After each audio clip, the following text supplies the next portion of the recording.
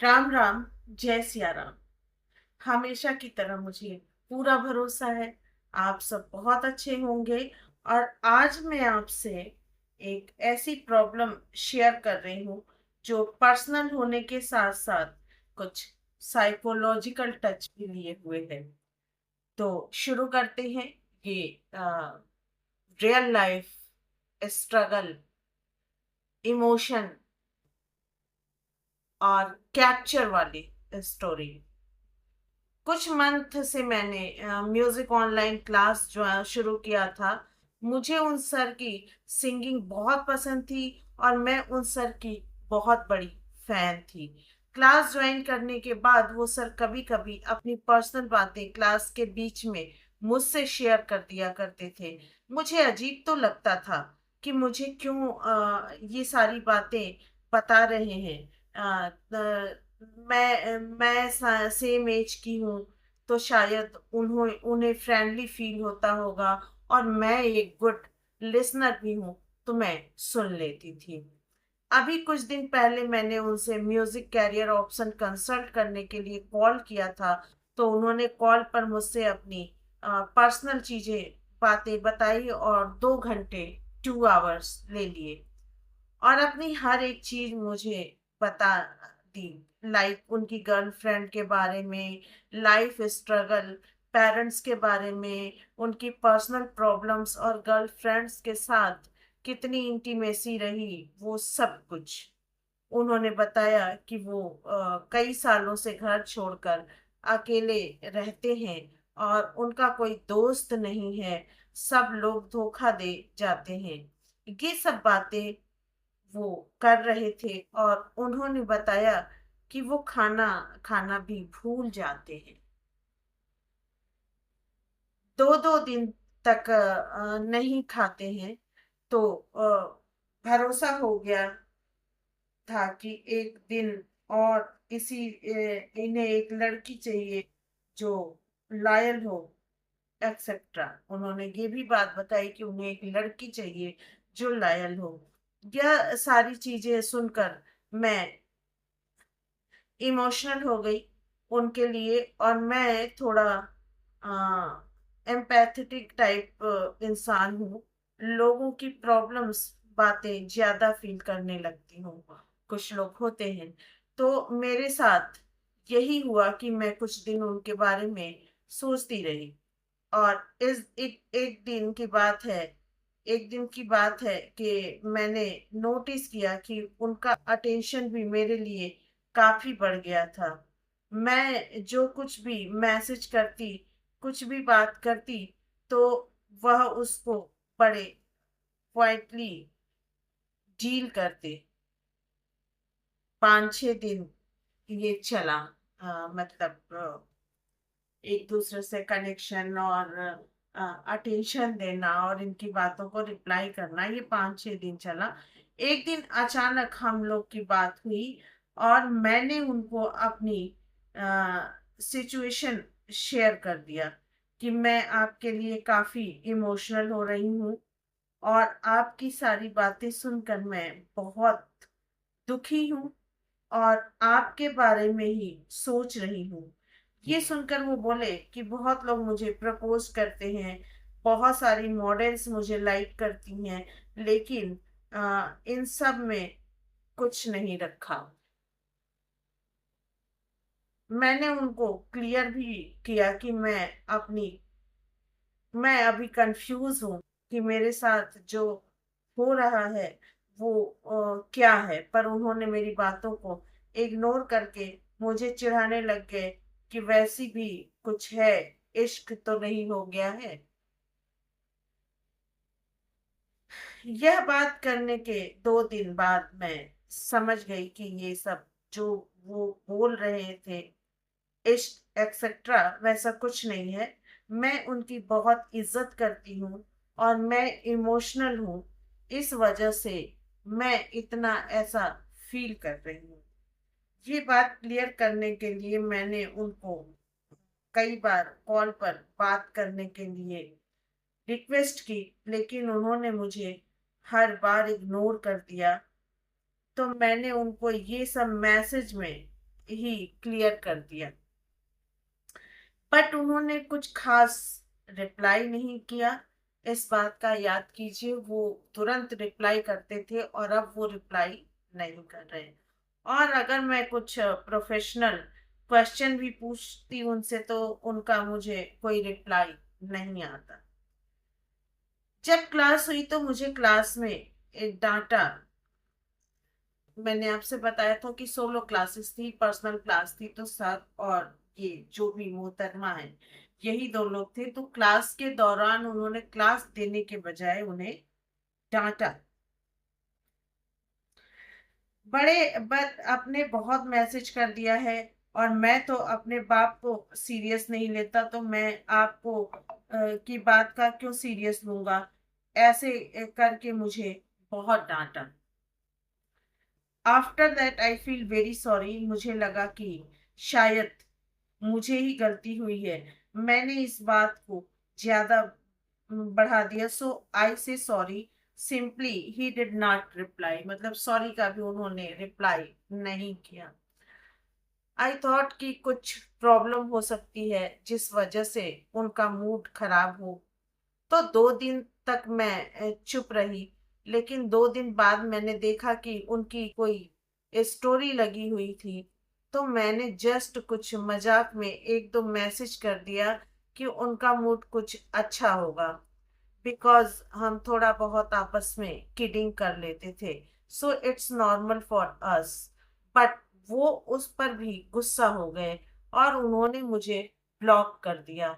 उसके बाद हर जगह से फिर मैंने कॉल किया तो कॉल पर मुझे बहुत बातें सुनाई कि मुझे नहीं बताना किसी के साथ कोई रिश्ता। बहुत सारी लड़कियां हैं जो पीछे पड़ी हुई हैं और मैं माँ बाप बनने की कोशिश मत किया करो।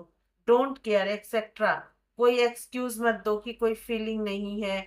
इतना मैसेज करती हो कि क्या मुझे समझ में नहीं आता कि क्या चल रहा है तुम्हारे अंदर। और ये सब मुझे कंटिन्यू नहीं करना। मैंने ले रखा है क्लासेस तुम्हारी आज से। और कॉल कट। मतलब उन्होंने कहा मैं अब क्लासेस तुम्हारी नहीं ले रहा आज से, ये कह के उन्होंने कॉल कट कर दी।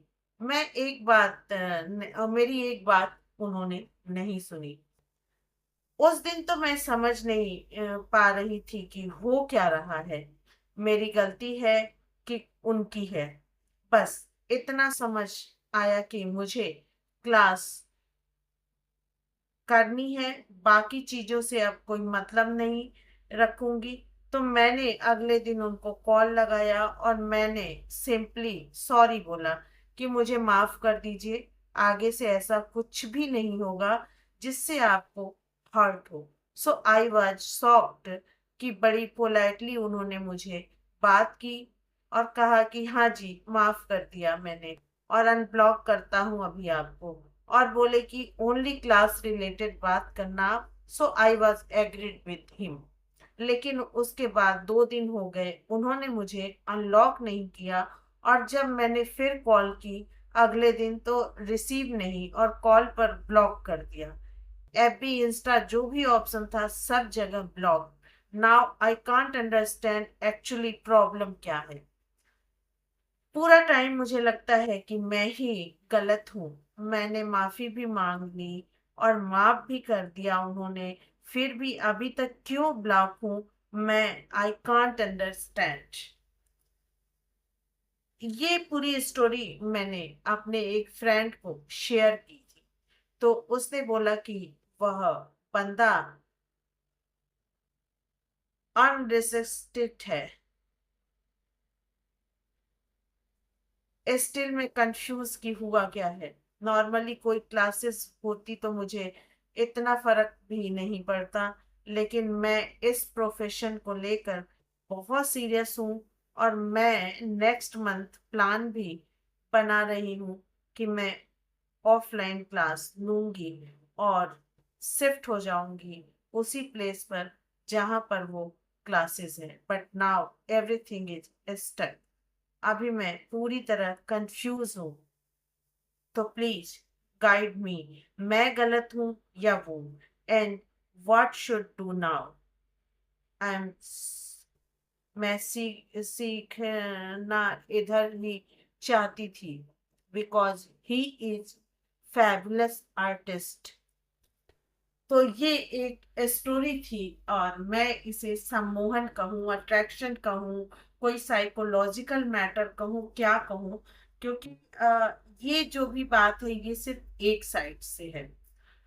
हो सकता है कि उनके टीचर ने एक क्या होता है कि जब किसी की लाइफ में कुछ ऐसा चल रहा होता है, कुछ ऐसा कंफ्यूज सा चल रहा होता है, या कोई बैड एक्सपीरियंस होता है, और वो किसी से कह नहीं पाता या कह नहीं पाती, तो अंदर एक हलचल सी होती है, उसे लगता है किसी से कहूँ और मैं अपनी टेंशन वहां रिलीज करूँ। तो इनको लगा होगा कि मैं इससे क्योंकि इन्होंने कहा कि मैं गुड लिसनर हूँ, तो अक्सर हम क्या करते हैं, हम अपनी बातें इस तरह की उससे शेयर करते हैं जिससे जो हमारी बातें सुनता है, समझने की कोशिश करता है, और हमें लगता है कि समझता वही है जो गुड लिसनर है। हालांकि ऐसी कोई बात नहीं है, आपको बढ़िया गाइडेंस कोई भी दे सकता है। और गुड लिसनर होना ना होना एक क्वालिटी है, एक पर्सनालिटी है, ना कि कहीं का ये आपका इस बात का सिंबल है कि सामने वाला समझदार है, आपको समझ सकता है, आपको सजेशन जो देगा वो सही देगा। एनीवे, इस क्वेश्चन पे आपको याद है कि एक बहुत पहले आई थिंक 80s या 70s में एक मूवी आई थी गुड्डी करके, जिसमें धर्मेंद्र थे और जया भादुड़ी थी। तो जो धर्मेंद्र थे वो फिल्म एक्टर थे, और जया भादुड़ी जो थी वो किशोरावस्था के स्टूडेंट दिखाया गया है, और उनको धर्मेंद्र से अट्रैक्शन हो गया था। तो ये हो सकता है कि इन मैडम को वो इन्होंने कहा कि मैं उनकी फैन थी। तो जब ये अपनी चीजें शेयर करने लगे, जनरली हम क्या करते हैं कि जब हमसे कोई अपनी पर्सनल चीजें शेयर करता है, तो हम उससे एक लगाव सा फील करते हैं कि ये हमें अपना समझ रहा है। और शायद इसी तरह की बातें हुई होंगी, उनको ये लगा होगा, टीचर को, म्यूजिक टीचर को, कि मैं इससे अपनी बातें, या हो सकता है इन्होंने सारी चीजें ना कही हो, क्योंकि हमारे सामने एक तरफा बातें आई हैं। हो सकता है कि इन्होंने ही कुछ मतलब बातों के दौरान कुछ इस तरह की बातें हुई होंगी कि ये कुछ कह नहीं सकती, वो कुछ कह बता नहीं सकते, तो इन्होंने अपनी सारी चीजें उनको शेयर कर दी होंगी।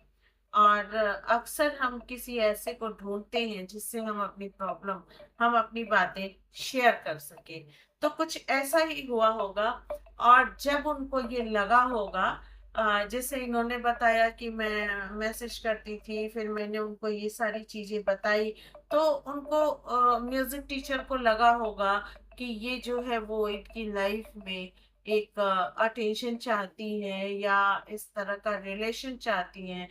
तो जब उन्हें लगा होगा, तो उन्होंने इस चीज को खत्म करना चाहा होगा। हो सकता है कि ये मैडम जो है, कभी कभी क्या होता है कि एक गुड लिसनर व्यक्ति अ, अ, जरूरी नहीं है कि वो गुड स्पीकर भी हो।